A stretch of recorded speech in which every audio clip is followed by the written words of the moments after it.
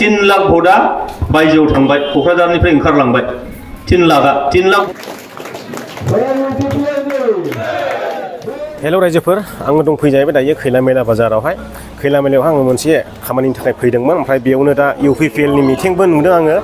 दा बे UPPL आवहाय BPF दोलोनिफ्राय 25 जन जयनिं दं जाहैदों बे जयनिंखौहाय भिडिअ एसे लानानै नोंथांमोननो देखायनोसै होननानैहाय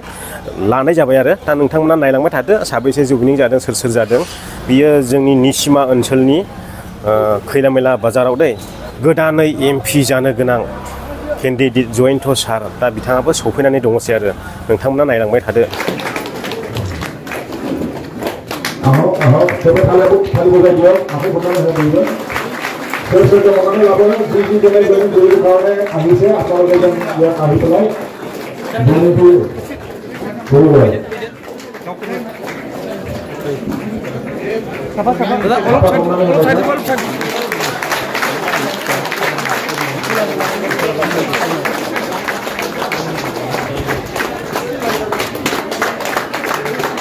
दायो बेबायदिनो गुबुन गुबुन दोलोनिफ्राय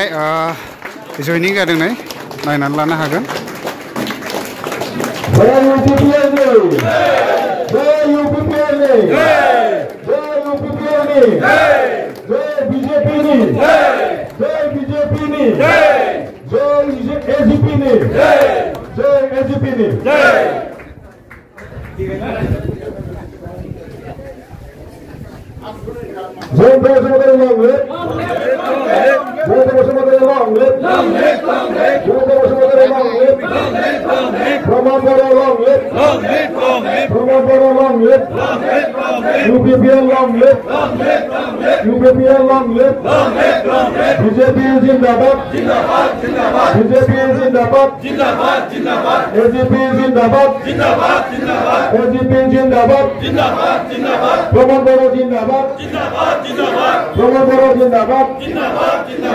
नोंथांमोना मोनथिगौ जे सिगाङाव क'क्राझार लकसभा समष्टिया नोङो माने बरमा समष्टिया गासिबोमोन भबानिपुर समष्टिया गासिबोमोन सरबक समष्टिया गासिबोमोन तामुलपुर समष्टियाबो क'क्राझाराव दंमोन ओरैहाय नों गसाइगावनि तामारहाटआबो नोङो क'क्राझार समष्टियावमोन दा खिन्थु बेफोर ओनसोला तामुलपुरा समष्टि हिसाबैनो बे माबायाव थांबाय उदालगुरि दरं उदालगुरियाव थांबाय समष्टि हिसाबैनो आरो बेयाव तामुलपुराव बिथाङा फ्राय 50,000सो भट मोनदोंमोन ओरै बरमायाव दङ 45,000 बे 45,000नि मादाव बिथाङानो हयथ' 25-30,000सो मोनदोंमोन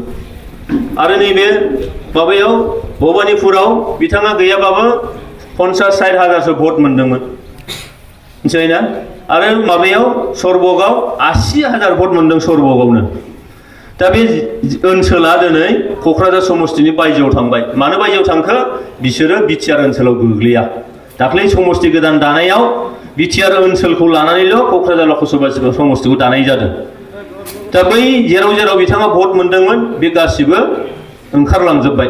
तामारहाटआव नोङो 42,000 नोङो धुब्रियाव थांबाय 42,000आव बियो माने 100%खौनो मोनदों बियो दा बेखौ नायोबा नुबाय प्राय 3 लाख भटा बायजोआव थांबाय क'क्राझारनिफ्राय ओंखारलांबाय 3 लाख भटथ' क'क्राझारफ्रा बाहेराव गल